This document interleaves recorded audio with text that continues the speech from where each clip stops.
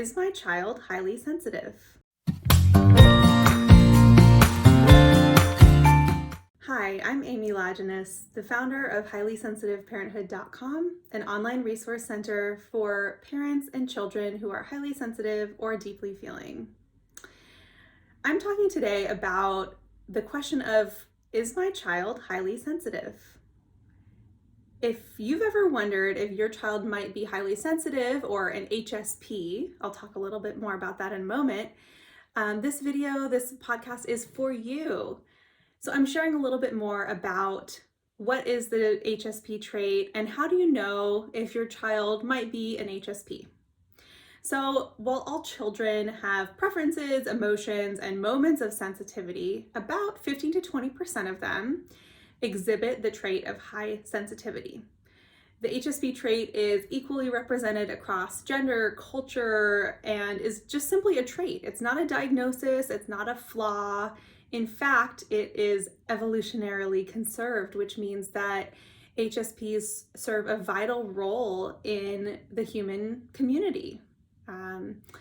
So it's like height, like hair color, like temperament to some extent. The HSP trait is just a part of who your child is. And by gaining a deeper understanding of what is high sensitivity, I hope to empower you to better appreciate and support your child. So let's get into what this trait is. Like, what does it mean to be an HSP or to be a highly sensitive child? So let me first introduce you to Elaine Aron, PhD, who is the pioneering researcher behind the trait of high sensitivity. She has a website, hsperson, that has lots of good information, including a HSP assessment for children and for adults that can offer a little more clarity on whether or not your child could be highly sensitive. But she coined both the term HSP, highly sensitive person, and a really helpful acronym that helps to describe what the trait entails. So the acronym is DOES, D-O-E-S, and I'll just go through what each of those letters stand for a highly sensitive kid.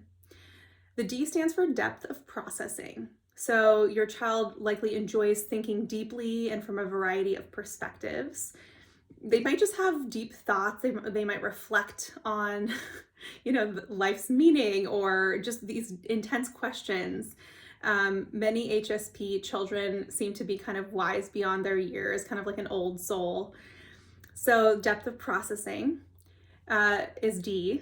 O stands for overstimulated easily. So this is where the trait really can be challenging for a lot of children and families.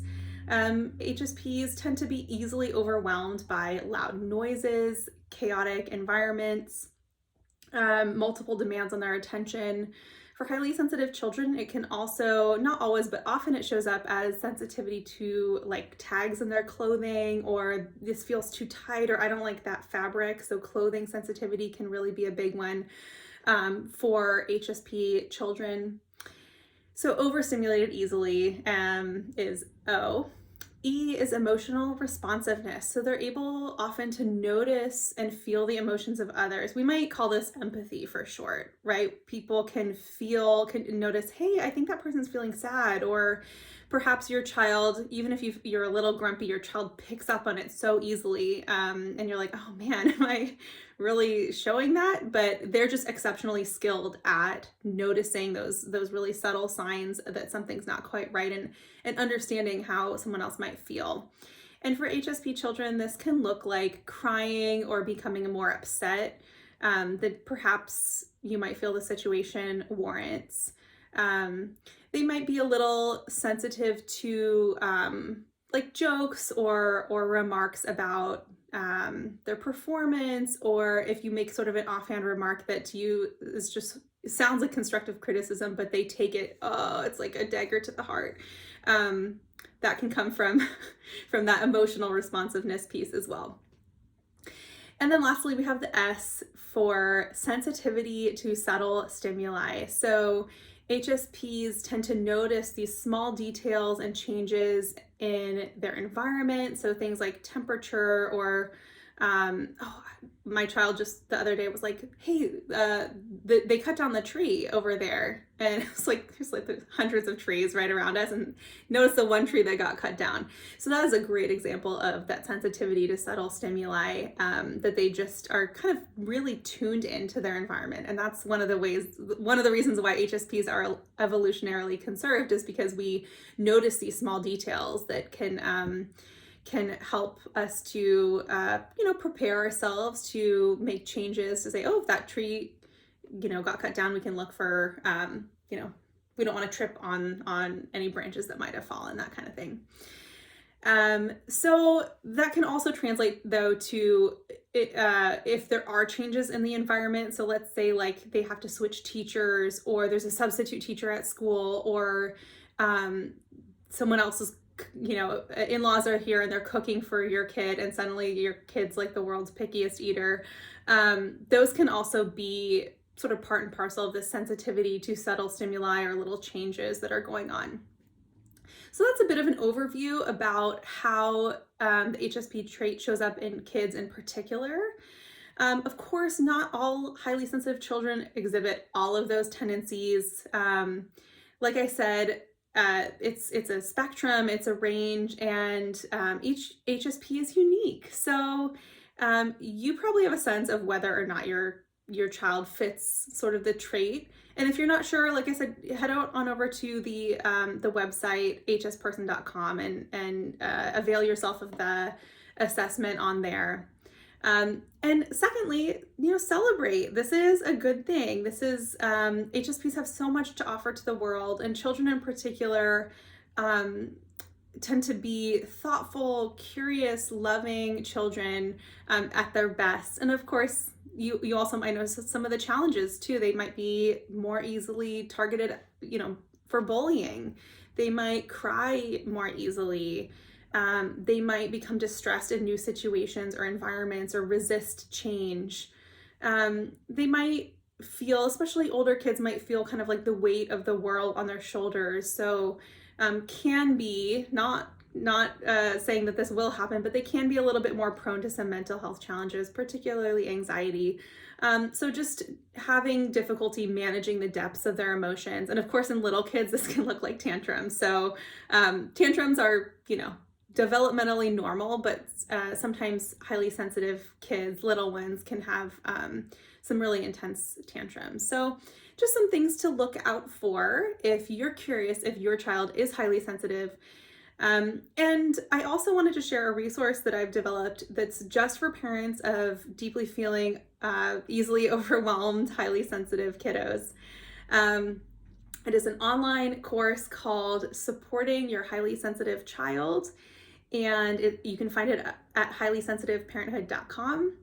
It is a 7-module video module course where I talk you through the HSP trait in much more detail than I just did. Talk through how it shows up in different ages and stages, kind of what to expect, and ways that you can support your children in challenges, and ways that you can enjoy the gifts at that age and stage. We also are going to look at some ways that you can manage difficult behaviors or emotions. So kind of loading your child up with some calming or coping skills, as well as in those moments where you're not quite sure how to manage a difficult behavior, and you're kind of trying to walk the line between, okay, I want to support my kids' sensitivity, and I know this is hard for them, but I also want them to develop resilience, and I want them to learn how to cope with difficulty. How to walk that line. It's a tough conversation. It's a tough thing to reflect on.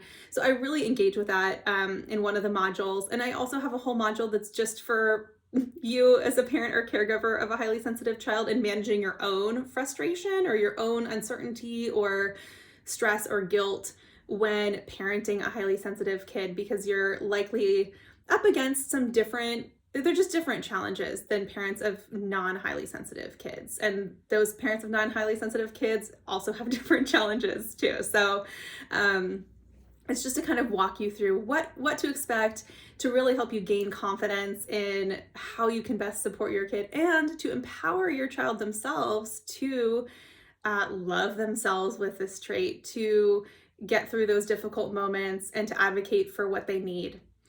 So if you are interested in learning how to better understand, support, and advocate for your sensitive kid, I encourage you to check it out.